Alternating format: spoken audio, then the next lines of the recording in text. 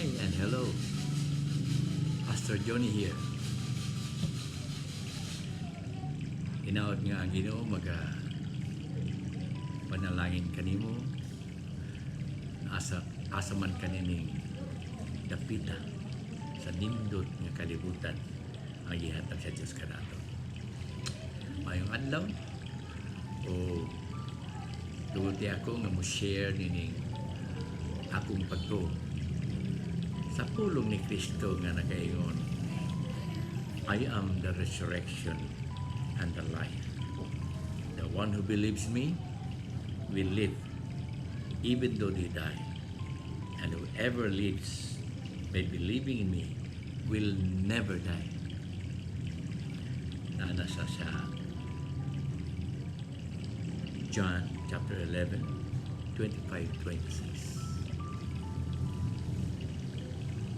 Binisaya pa na siya, ako ang pagkabanaw at kinabuhi. Insa ganitong mituo ka na ko, mabuhi, bisan pa sila mamatay.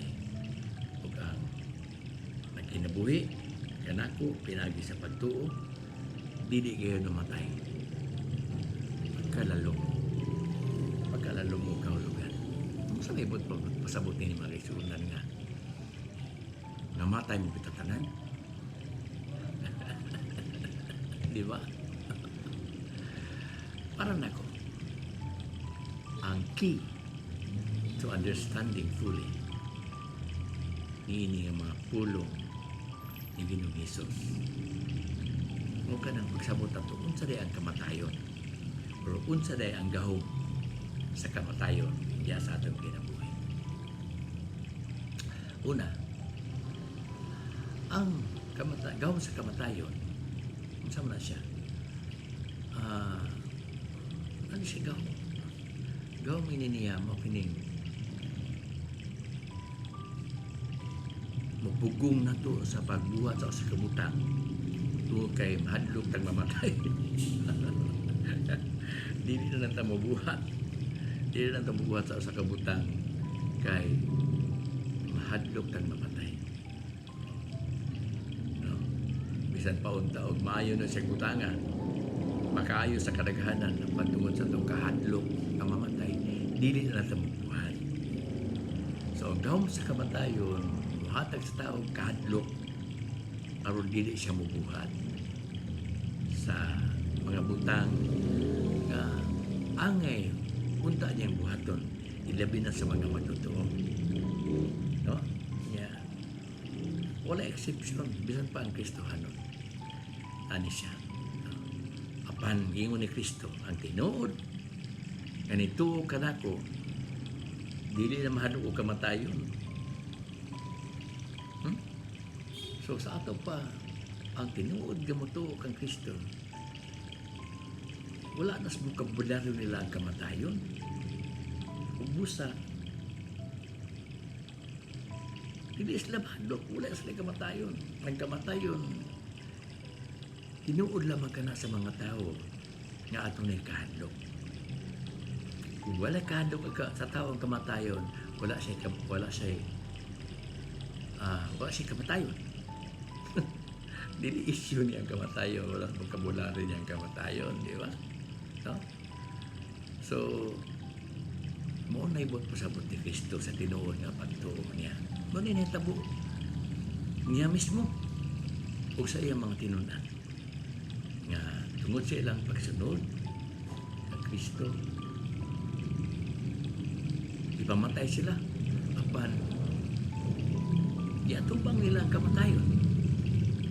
Giatubang nila ang kamatayon nga para nato nga naman lang giatubang man nila, pero sa ilahan ikaw galing ito kasi ang pagtuo ni Kristo, wala na yung kamatayon, wala sila fear sa kamatayon. Maunang bisag ipatay sila, wala nila ma-experience ang kamatayon kay wala man sila kahadlok. Maunang sabot ni Kristo, tinutang mutuo niya, andam kitang sakripisyo sa ating kinabuhi. Kaya ang kamatayon, wala na yung gahom nga mubabag o pugog ka nato sa pagbuhat sa ato pagtungo sa Dios. Labi na ka ng sugo sa Dios sa pahiguma sa sining katao, labi sa kaaway. Lisod mo na. No, lisod mo na siya. No, na siya. Pero kung tinuutang nito sa Ginoo, kung tinuutang nito sa pulong ni Kristo, wala na tayo kamatayon. Wala tayo kahadlok sa kamatayon. Muna sa ibot pasabot ni Kristo. Bisan pa o mamatay kita, buhi kita. O, samtang buhi kita nga nangalagad sa Ginoo, wala kita kahadlok sa kamatayon. Anytime, sa kinsay yung patay nato.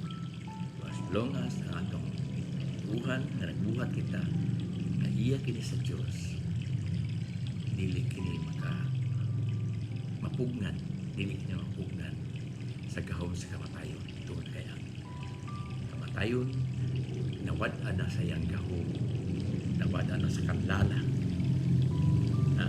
tungod sa itong pagtuong nga mas kusgan kaysa gahom sa kamatayon. Ang buntog sa gahom sa kamatayon ni abli sa dakong bato ni tabon sa lubnganan.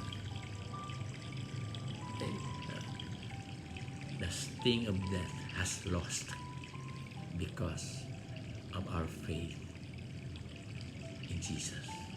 Kay greater ang atong pagtupang Jesus, greater and more powerful than the power of death ang atong pagtuo. O na itinuod niya, Kristohanong pagtuo. Powerful. Wala na gahumang kamatayon sa tinuod nga pagtuo nato kay Kristo.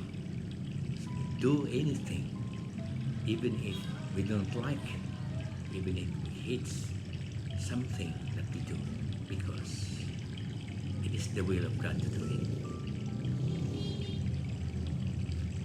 Hinaot nga ang Diyos magapanalangin, magamputa.